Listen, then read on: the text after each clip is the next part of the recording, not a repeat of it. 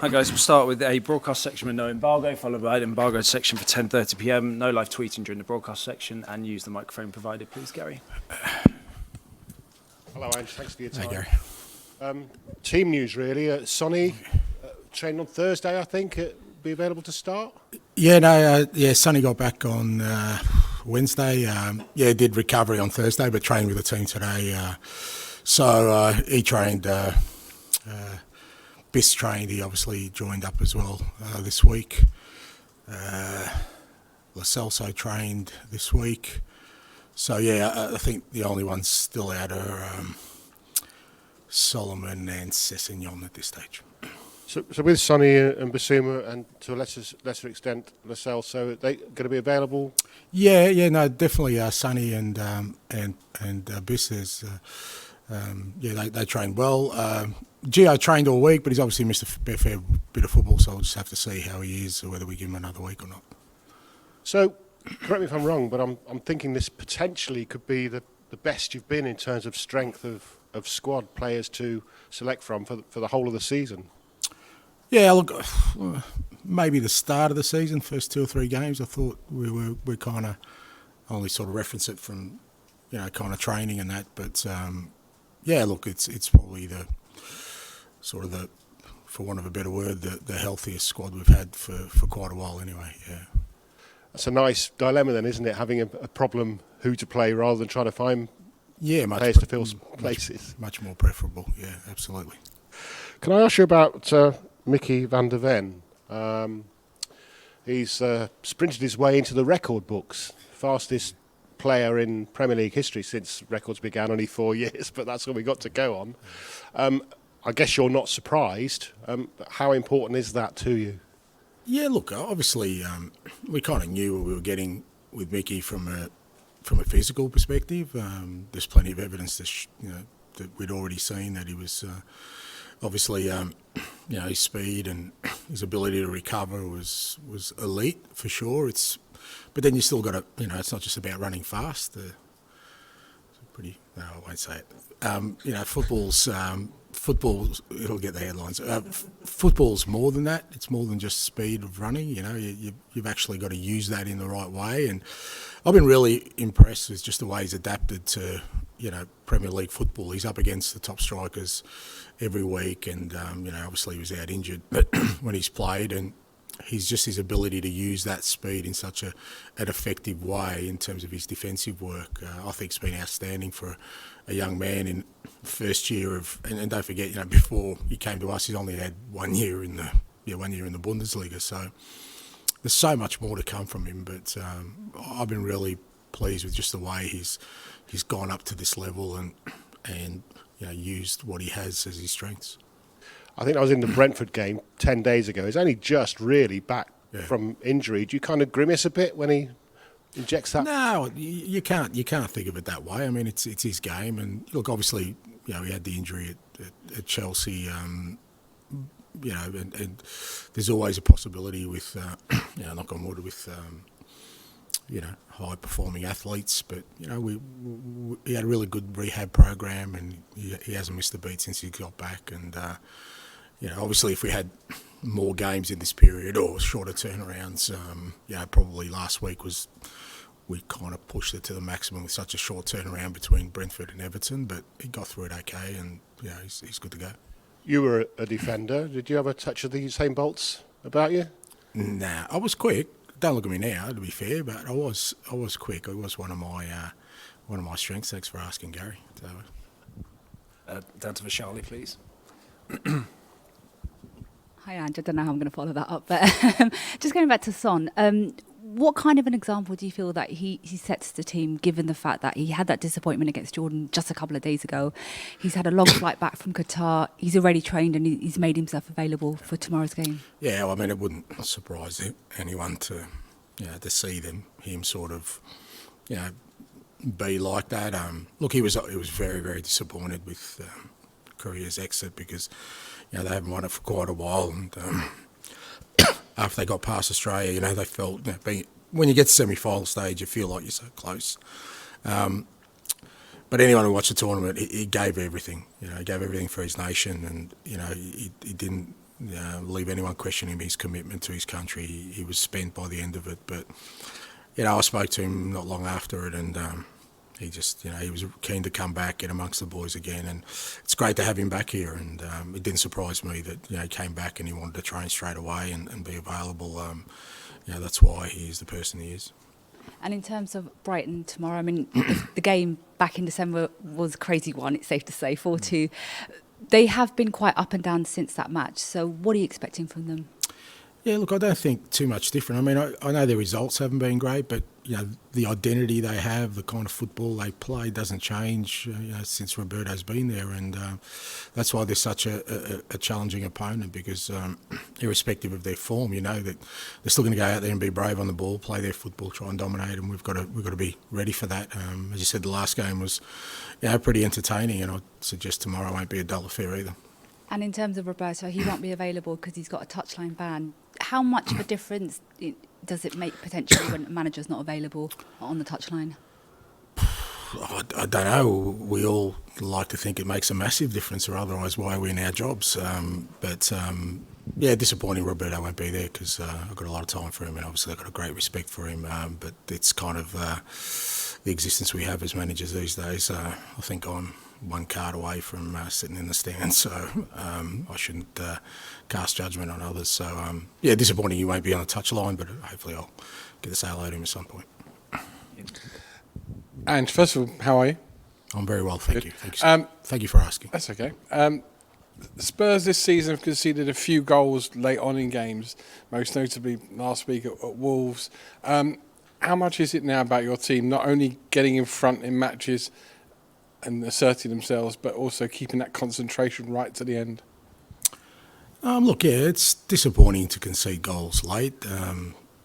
It's disappointing to concede goals early. I mean, either side of half-time, it's not great. Around the 70th minute mark, you get disappointed. Mate, I don't care. I really don't care. I get it. People will want to analyse it. That's fine. We're always going to be a team that scores goals or concedes goals late. So if people think that, the way we want to close out games is by going and scoring more goals. So that's not going to satisfy everyone, and certainly the statisticians heads will explode me explaining it that way. But it's just the team we want to be, and that's still the most important thing for me. I think what we haven't done so far, and what we won't do, is kind of jump at shadows of trying to sort of fix what the current potential issue is. We're still building a team here, we're still building a way of playing, and for me that's still the most important thing. It was disappointing, obviously, not to concede late last week, but overall at a difficult place, for the most part we handled it okay. We've spoken about rule changes 2 or 3 times this season. I think I know where you're going to come from on this. Blue cards, sin bins are the latest fad after VAR and possible doing away with throw-ins and kicking the ball in. Where do you stand on blue cards and sin bins, and is it just time that people stop mucking about with football? Oh, look, like I said, I don't think people will be surprised by my thoughts. I struggle to understand why this urgency all of a sudden to bring in new things. I don't know that there's that much wrong with the game as I see it. My biggest issue with the game at the moment is, like I said, VAR has changed the experience, whether that's you're a player, you're a manager, you're a supporter, whatever you are. I think it's changed the experience of football. So now I'm assuming that's a means to an end. They think that the introduction of technology is going to get us to a better place. I'm yet to be convinced about that. But beyond that, I mean, I don't know why a different colour card is going to make any difference. And I struggle with this whole taking from other sports. What I do know about other sports is that most of them are trying to introduce rules that will speed up and unclutter their game. We're going the other way, and I don't know why, because that's been always the difference of, I think, football compared to the other sports, is there's a football match always has a life of its own, and within that there's mistakes, there's flaws, there's imperfections, and other sports tend to be able to stop and start without affecting it. But even that, like I said, most of the other sports that I look across at are trying to speed up their game, make it a better sort of spectacle. I don't know why we're trying to go the other way, but again, I guarantee you I won't be the one that's kind of in the room when they're making those decisions. And finally, one of the things VAR has stopped is necessarily fans being able to go hell for leather and celebrate a goal. Last weekend, after Arsenal's win over Liverpool, the Arsenal team and their manager got a bit of clog publicly for celebrating a win. I've seen you after Spurs wins at home, and you go around the whole ground and the songs are playing and what have you. Should teams be allowed to celebrate wins, big wins especially, without being fearful that they're going to be taken to task by the celebration police? Yeah, I think that's why we do what we do. And you know what? Yeah, well, I guess we're running out of things to talk about if we're talking about that stuff. No of interest to me. I think people should be happy when things go well and sad when not, because that's what life's about. Anyway. Yeah. Hi, Ange. The Mali coach said that Yves Bissouma had been suffering from malaria during the tournament. Is that something you're going to be mindful of and ease him back in, No, or that's is it completely? Not right. No, that's not right. He had a slight form of malaria before the tournament started, but it cleared up after the tournament started, and he had no issues after that. So it's 100% ready to go. Nothing. Fantastic. I think this is the first chance we've had to speak to you about Lucas Bergvall. Obviously signed a very talented young man. Is it a case of maybe being patient with him as he adapts to a new life, new culture, new football, or is he such a talented player you can probably see a bit of an impact earlier in his Spurs career? Well, considering he's in Sweden, I reckon I'm going to have to be a little bit patient, at least 6 months or so. Mate, he's just signed for us, and we're really happy to get him in. I think he's a really talented young player. Obviously, just beginning his career, Johan and the scouting department did a lot of work with him. We met the family, great family, sort of, great kid, and let's just wait till he's got his slippers under the door here before we start kind of putting expectations around it. Okay. And Manna Solomon, obviously waiting for him to come back.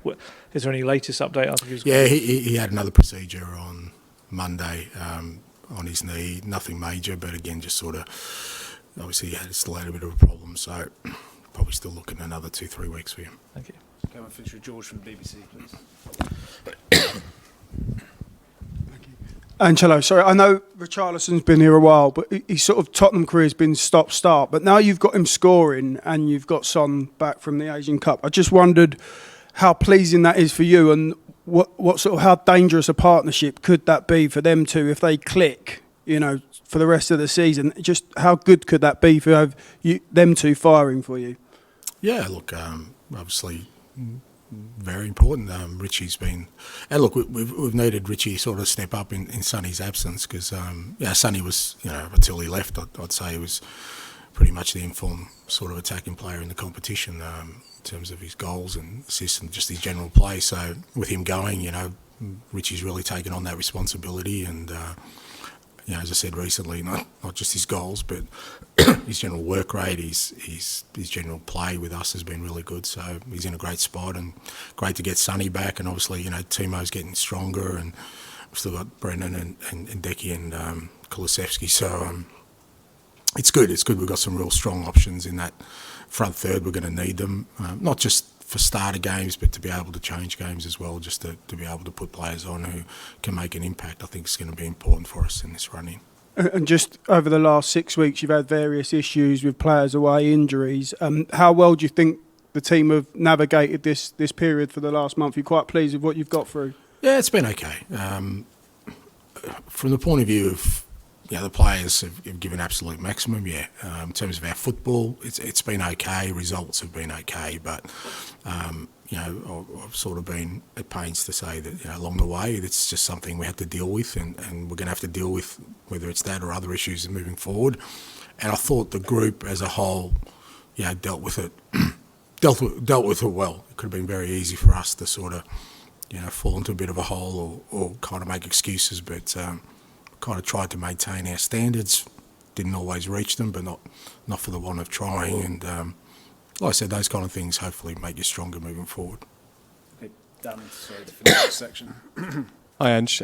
At the start of December, after Bentancur hurt his ankle, you kind of wistfully said, I was looking forward to seeing him and Bissouma play together. I think you said, I had all these plans.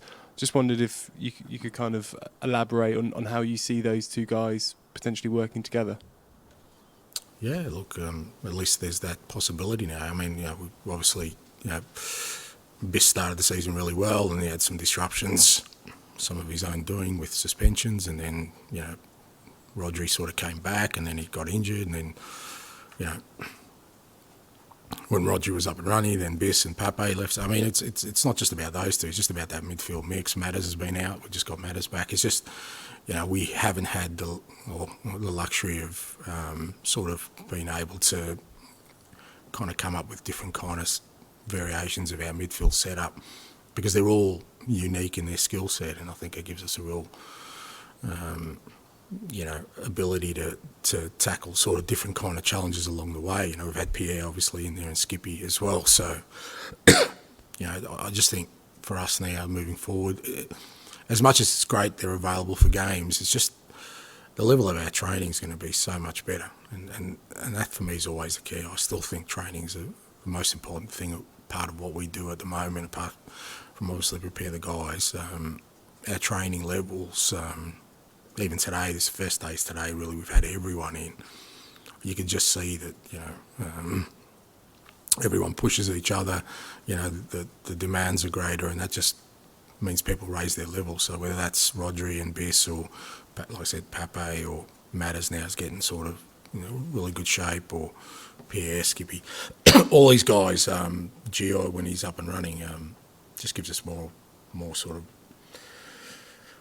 avenues, like I said, to create a sort of midfield mix that could challenge most teams. And do you see Bentancur primarily as a 6 or an 8? Oh, no, I mean, I see him as a midfielder who can play, for us, and hopefully we're getting away from 6s and 8s. Okay, we'll end the broadcast section there and move on to the Embargoed section for 10:30 p.m. tonight. Tom? Back to the blue cards, I know what you just said, but do we have a problem with dissent?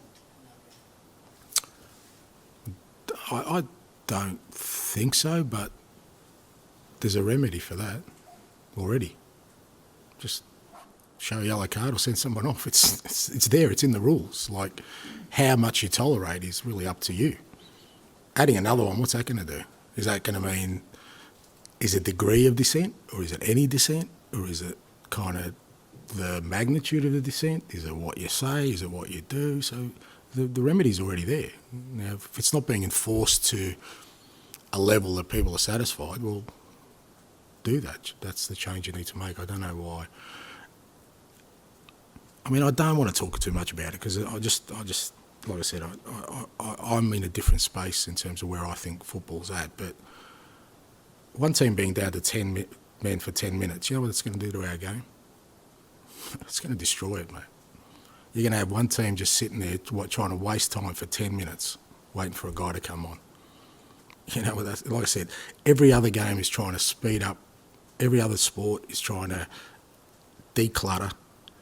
All we're trying to do is go the other way for some bizarre reason. But like I said, I'm sure there's some, I guess it comes down to whoever we feel should be the custodians of the game to protect the game. That's always my fear. Who are the custodians? And I'm not talking about coaches and players. God forbid, could be a journalist. Could be somebody who just loves the game. Anybody who understands our game and protects it. Because, like I said, if it just melds into what every other sport is, well, we lose. There's a reason this game is more popular than any other game in the world, is because you can get a ball, put 2 bags down as goals, and away you go. And on the subject of technology, it's slightly different. There was an Opta supercomputer last week, apparently, who gave Tottenham less than a 0.1% chance of winning the title. Now, I know before you asked, were Spurs in the title race, and you said yes. What do you think your chances are of it? A supercomputer. So does it go into a phone booth and change and turn into something else from just a normal computer, or no idea? And what did it say? 0.1%. Less than 0.1%. So we've got a chance then. Go for it, mate. No problems. We've got no issues with that. Yeah, we've got a chance. On a serious note, this is the first time this season when you've had perhaps your best choice ever. At the start of the season, you had a lot of good players like Bentancur. You've got a run of fixtures now at home for the next 3 games. some tough ones to come over the hill. You're only 7 points behind. I mean, how excited are you to have the best first race 11 going into this round? Yeah, look, I'm definitely, excited's probably a good word. Only because, like I said, it gives us a chance to kind of, put some things into place with our training, with the way we want to play our football, to see if we can go up another level and another 2 levels, another 3 levels between now and the end of the year. We've got 15 games to go. Like I said, we've got probably the healthiest list we've had since the start of the season, and that gives you that platform. But we still got to go out there and perform. It doesn't make it any easier. It doesn't make it, it doesn't give us any sort of impetus unless we take advantage of that. Now, the evidence I have so far is, like I said, the start of the year when we, like I said, apart from Rodrigo, everyone was fit. Our train levels were great, and that was reflected in our football. So we've got to try and replicate that and hopefully raise it a notch. Because I think the other thing is, going to the sort of the tail end of the season, every team's got a fair bit to play for. So there won't be any sort of easy game fixtures along the way. Everyone's got a hell of a lot of motivation. So we've got to match that. We can't just say, well, we've got all our good players so we've got to just go out there and we just roll out our football. At the start of the year, we were doing that because, like I said, our training was really good. Guys were really focused, and we need to do that. And look, having the extra bodies also means competition for places is also, at a higher level, which I always think is good. I like it when there's competition for places. Not that I think people get complacent. It's just everyone tries to raise their level, which is only a good thing whether you're in or out of the team. You want to push to get in there, and if you're in there, you want to maintain and increase your standards so you don't miss out. So I think all those kind of factors give us a platform to finish the season strong, and we should finish the season strong. Hello. You just mentioned custodians when you were talking to Tom there. You sort of made it clear where you want custodians to be. Are you concerned about what custodianship we have at the moment? Well, I don't even know who. I mean, I assume that the governing bodies are the custodians at the moment, but I guess what I'm talking about is the detail of it, that when, for want of a better word, when change presents itself, who's representing the game, and are we getting enough of a cross-section of who we need to be? So if you're asking me how it currently works, I've got no idea, mate. I haven't been in that space, and I dare I say it, I never will be. So, but when I talk about those things, I take my manager, I'm just talking about as a fan of the game. That's all I'm saying, is that as a fan of the game, I've always loved the fact that, for the most part, our game has remained untouched for my sort of 40 years experience in it. There's been some rule changes, which, I remember, when I was playing, I could pass it back to my goalkeeper and he'd pick it up, and then he'd throw it back to me and I'd pass it back to him and pick it up again, and we used to, and you know what, they changed it. Why? Because they didn't want to see that, didn't want to see the game slowing down. They didn't say, good decision, let's go with it, and I don't think anyone's complained about it. But, other than that, there haven't been too many shifts. I don't know why all of a sudden we've seen such a major transformation. We've let technology in the door. We know that's going to affect it. So let's just see how that plays out before we start thinking about other significant changes. So that's, I guess I'm saying, is the conversation we're having now. Who's having those conversations? I don't know. You might know better than me. Yeah. Also, if I can go back, it sort of goes back a little bit to the last time you probably spoke. Vicario and corners and protection and stuff. Is it something you had been able to have conversations about that to clear that up with officials or with I haven't, because I struggle with that stuff. Like I've said before, I've kind of always been the one where you've got to just respect the referee's decision or the umpires. But I think, we have sent some stuff to get some clarification. Because again, I think, now, again, I'm going to get called out for this, but there was a thing that was quite evident in the game, that the goalkeeper was a protected species. I don't think that's just me making that up. I think, and the reason people used to say that was that if you really impeded a goalkeeper in any way in a 6-yard box, you're going to get a foul. You kind of knew that. I knew that as a player. I've known that as a manager. There seems to be a shift there. Now, somebody will say to me, well, the rules haven't changed, but I think there's been a shift there where now, because to me it's obstruction, right? When you stand in front of a goalkeeper, stopping him before the ball's even arrived, in layman's terms, that's obstruction. Now, somebody's going to tell me that's not a law either, which wouldn't surprise me. But again, it's something that I've kind of thought was part of the game. And I've seen it in general play. I've seen our guys get blocked trying to close people down by other people. And I'm finding it bizarre that it's not getting pulled up anymore. And, you know, with the goalkeepers, like I said, what's that going to do now? Well, it's pretty much open slather now. You can sort of surround the goalkeeper and crowd him and put balls on top of him, and you just got to wait for the scramble to finish and see what happens. I was really proud of Vic the other day. That I know people kind of, you know, I think they had 9 corners after we conceded it. I think he dealt with just about every other one by coming out and actually having a crack at it rather than sort of standing on his line and saying, oh, I don't want to get exposed. So I can't praise him highly enough for the way he handled it. And the whole thing about people saying, well, you know, they've got to be stronger. You know, what does that mean? Like, if he pushes or does anything to play with VAR, you got no chance. You know, you're going to get a penalty against you. So we're kind of telling our players now, just be careful in the box. They were looking for everything VAR. You're not going to get away with, you know, a little shirt pull or a little, you know, push. So how are goalkeepers supposed to be stronger in that sense when you've got somebody standing next to you, obstructing you from doing your job is my point. Like, if there's contact before the ball arrives, I thought that was obstruction. Now, like I said, I'll get called out for this because I'm probably, you know, behind the times, and maybe there's been a rule change. But there's definitely been a shift, as I see it, where we've had at least 2 goals, maybe 3 that in the past would have been called for fouls on the goalkeeper that are being called now. And not just our game, I've seen it in other games too. No, we just got to adapt and adjust to it and deal with it the best way we can, because obviously there's been a shift in the way that's been dealt with. Back, please.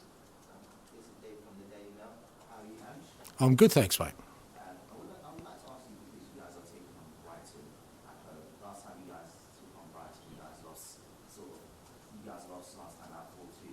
I just wanted to sort of ask, what lessons have you guys taken from that game to ensure that you guys don't get yourself in a similar position, really? Yeah, not a lot. You know, I thought it was a good game. Probably should have finished 4-4 in the end, to be fair to us. I thought we were a bit unlucky towards the end. But, yeah, you kind of know what you're going to get with, like I said, with Brighton. You know, they're going to play their football, we're going to play ours, and hopefully this time we prevail. But, as I said before, I don't think it's going to be a dull affair, and should be exciting for everyone to watch. And obviously I would like to sort of add the win tomorrow will take you guys into the top 4. In terms of where you guys sort of want to finish this season and sort of your expectation, is this sort of where you guys sort of see where you see your sort of team at this moment in time? You guys sort of think you can like sort of finish in and around the sort of top 4 this season?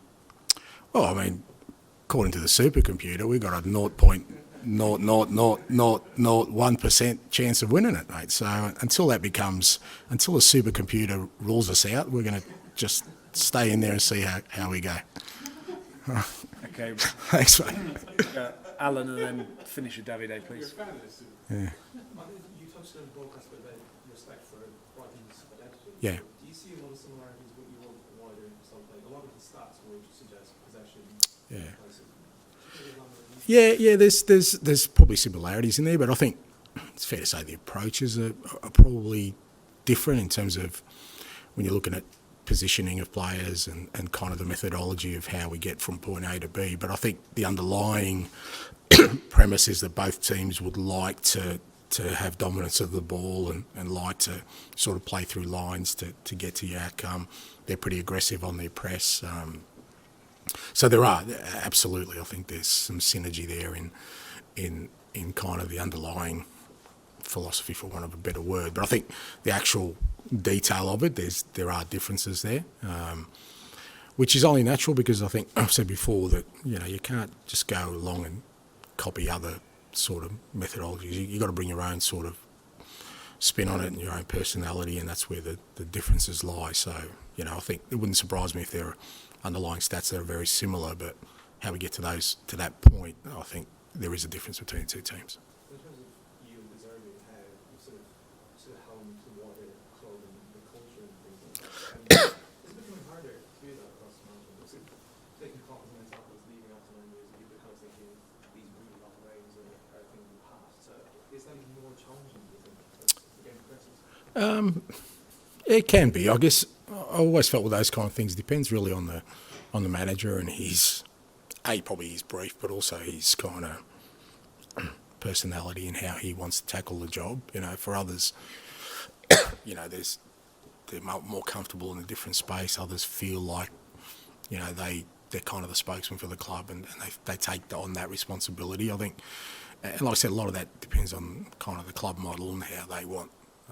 So I think there's room for both. I think one's probably more demanding. I think when you kind of become sort of the spokesman for the club, you can get sort of dragged into areas where, you know, for all of us, we've got a limit sort of energy and time we can spend to these things, and our priority is still always going to be the team and producing results. So, yeah, I can see why a lot of clubs would probably say, you know what, let's just protect our manager and sort of get him to focus on what's important and build other things around him. I think you'll see that more and more. I think you'll see more, for want of a better term, of support services around managers in the future with the demands of the role, because it is becoming, or obviously I've been doing it for 26 years, and at different levels, but it's becoming even more consuming than you kind of thought it would be when I first started. Davide, we'll finish with you, please. I want to take you back to the Zerbi and the respect that you had for him. What do you like about him so much? Look, I always kind of like managers and coaches who, you know, their teams have kind of a clear identity, but also he's a little bit different. And, you know, probably because of kind of my own sort of journey and the way I've got to where I am, you kind of always get attracted to those kind of ideas, because you kind of know that for somebody to go even slightly against the grain in football, to do something just even a little bit different, it's quite challenging. You know, you've got to really have some strong self-belief and some clear ideas in your head.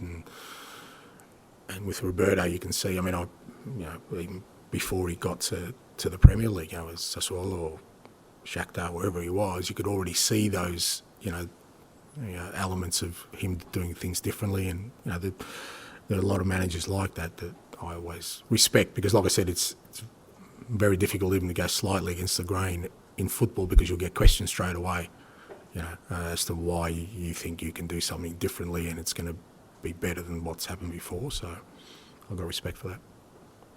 Your team's probably play the best football in the Premier League. What do you like about Brighton in terms of style playing again? Well, thank you. I mean, I reckon there'd be supporters of other clubs that disagree with you, but look, like I said, with the way they play, they're really brave with their football, with their possession football. You know, they're prepared to sort of, you know, draw teams into areas that other sort of clubs would look at risky, you know, about bringing the opposition into, you know, really deep areas to then be able to exploit them. And that takes a lot of, not just bravery, but a lot of coaching, a lot of information, both from, you know, and the players are included in that. You know, they've got to be pretty brave to play that way. So I have a great admiration for that, because, like I said, that's, I guess in football, that's where the greatest risk lies, when you play football in your own defensive half or defensive third, knowing that there's always the potential that something won't go right and you concede, and the questioning will come straight away as to, well, you know, why do you do that? So, you know, I think whenever I see teams that kind of set up in that way, and like I said, there are different variations of it, and, you know, they're exciting to watch. You know, again, if I stop being a manager and I'm a supporter, it'd be one of the teams I'd like to watch. Okay, thanks, guys. Thanks, guys. Good luck with that supercomputer stuff. Sorry about that.